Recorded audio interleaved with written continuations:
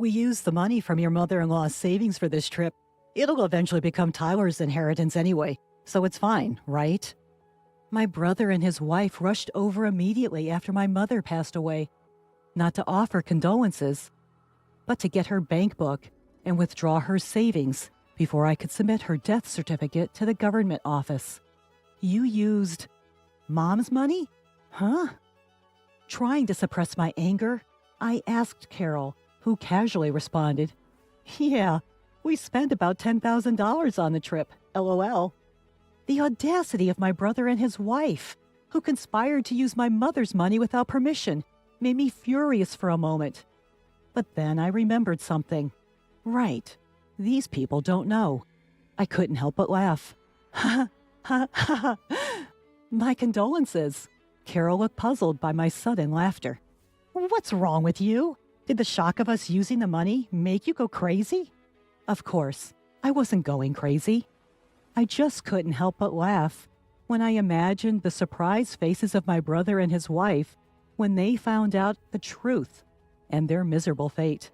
Their carefree days were probably numbered. I am Samantha, a very ordinary office worker, raised by kind parents. My parents were always good-natured, constantly thinking about what they could do for others. Their kindness sometimes led them to being deceived or burdened with unfair responsibilities, but I admired them nonetheless. However, my brother Tyler had a completely different personality. He was always calculating what was beneficial for him and acted accordingly. To him, our parents, who would go out of their way to help others, were incomprehensible. As Tyler grew up, his rebellion against our parents intensified. In high school, he began to demand more money from them, saying, "If you can afford to do something for others, you can give me more allowance." Despite accepting Tyler's personality, our parents never changed their beliefs. Their unwavering character only frustrated him more. Tyler's negative feelings towards our parents only grew stronger in college. Taking advantage of the fact that our parents paid for his tuition, Tyler spent his college days partying and eventually failing a year, which caused them trouble. Parents should naturally devote themselves to their children, right? Or can you only be kind to others, but not your own family? Tyler continued his selfish behavior with such justification. I once heard him brag to his friends, "My parents are so gullible, LOL." After graduating college, Tyler moved out and started living on his own.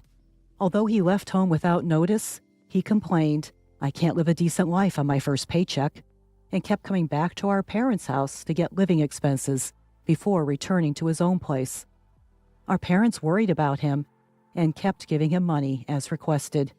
When I got a job, I decided to support our parents financially in place of Tyler.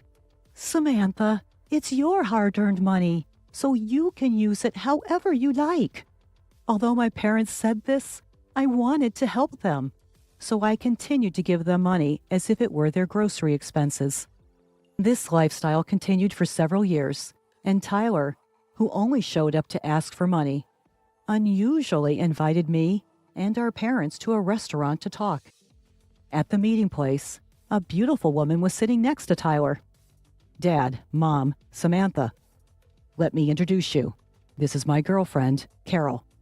The woman introduced as Carol bowed her head slightly. "I've decided to marry Carol. We'll be busy preparing for our new life and the wedding, but I hope you'll support us." I thought support meant something like, "Please take care of Carol." But it seems my older brother had a completely different idea in his head. He asked our parents to pay for his wedding and new home.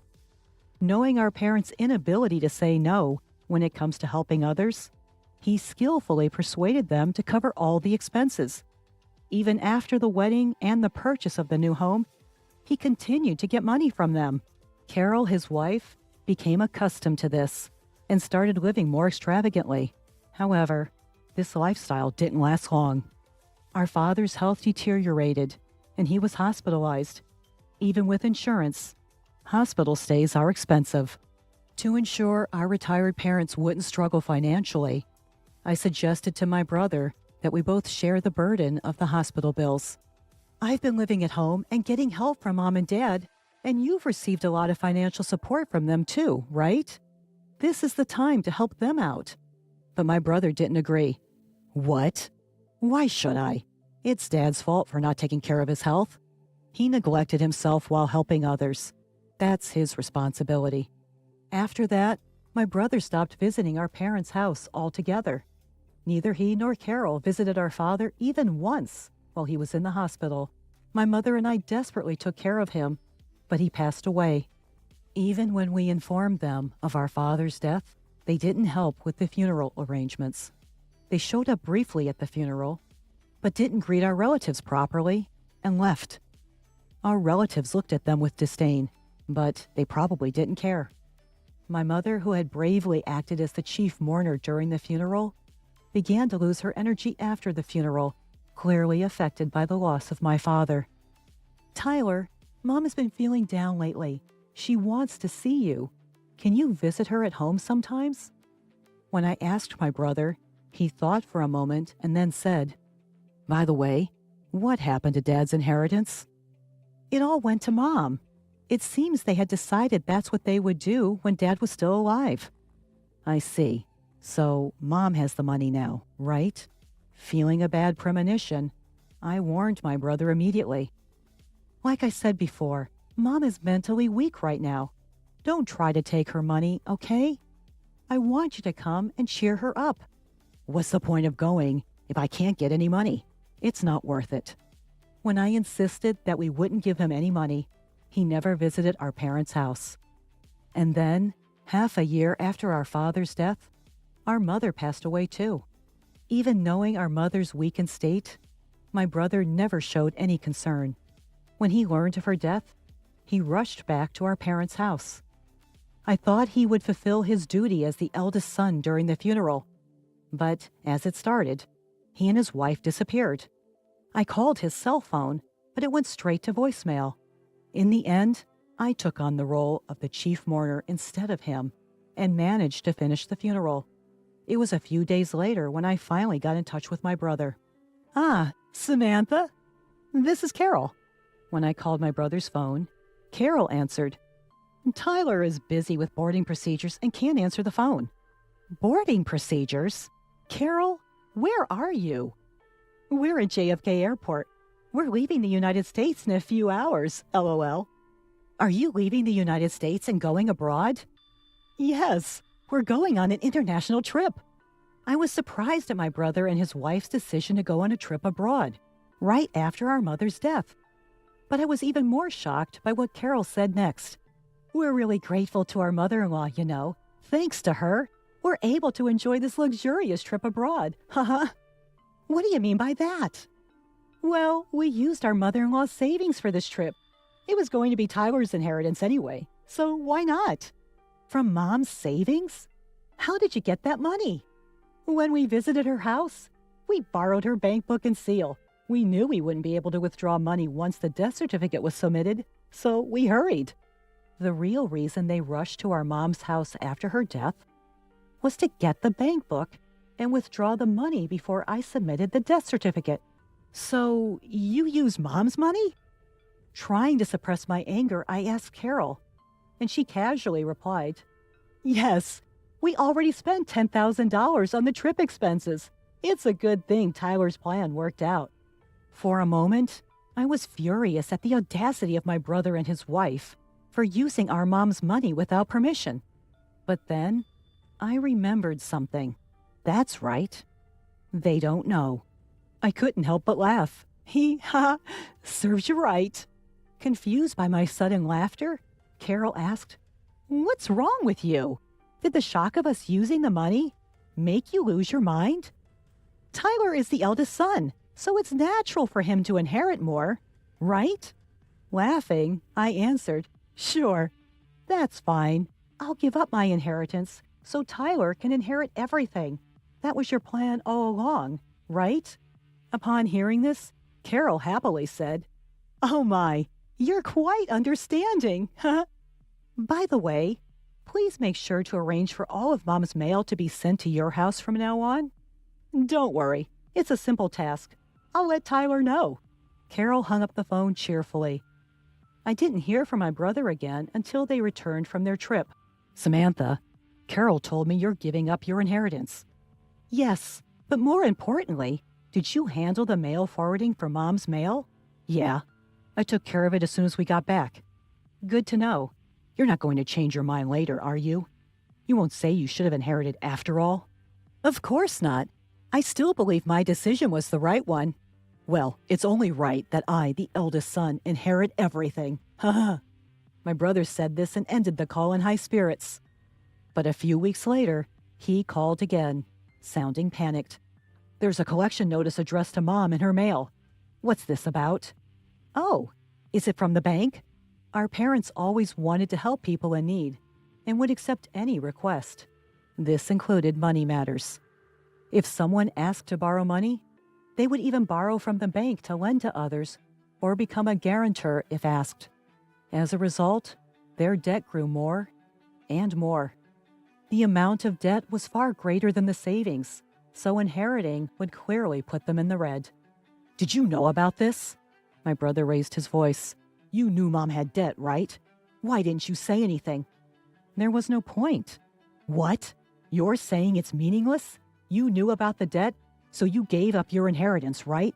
If I had known, I would have given it up too. That's impossible. Why the hell is it impossible?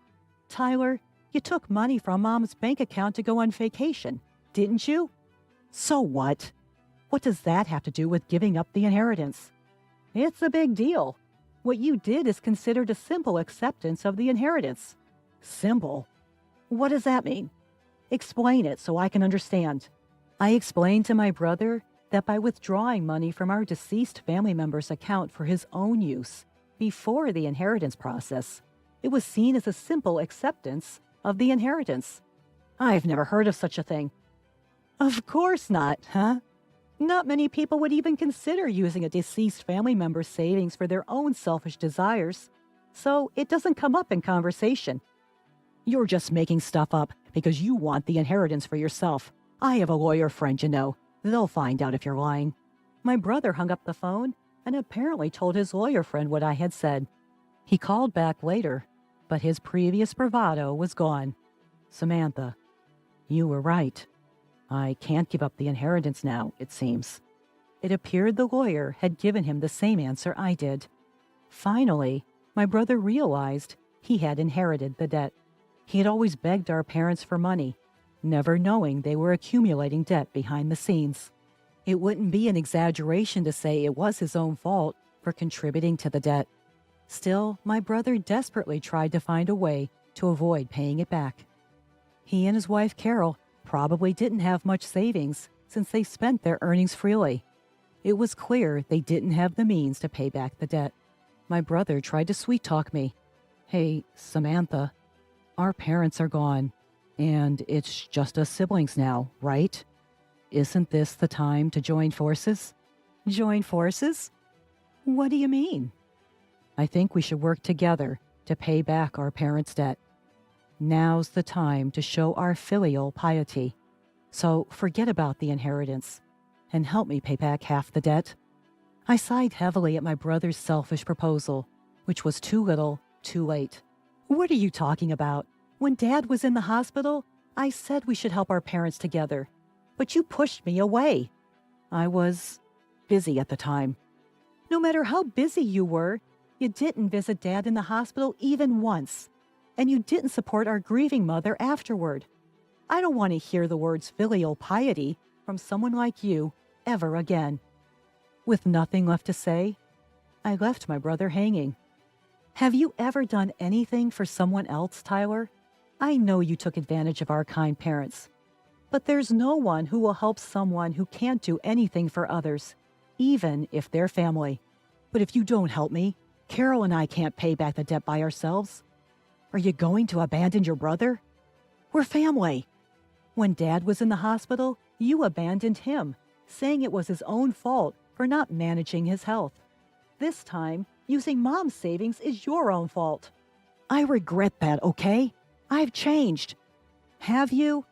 I still think you're just desperate to reduce your own debt. And even if you've changed, the person you should apologize to is no longer in this world. It's too late. I cut off my brother and hung up the phone. I had no intention of helping him after all the trouble he had caused our parents throughout the years.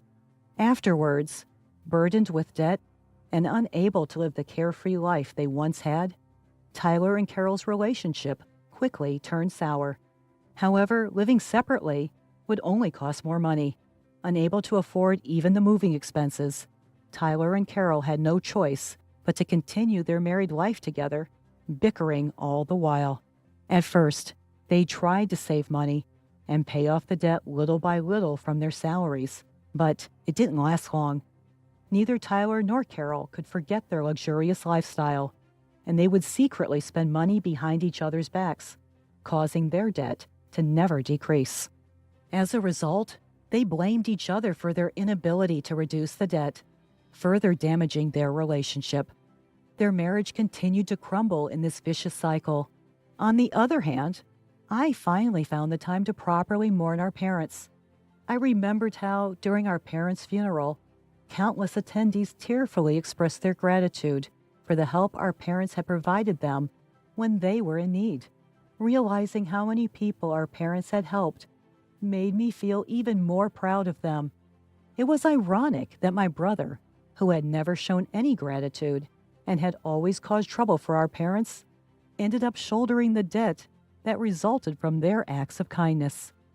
Even though they were drowning in debt, I still admired our parents for never giving up on helping others. With these thoughts in mind, I continued to pay my respects to our parents at the family altar every day.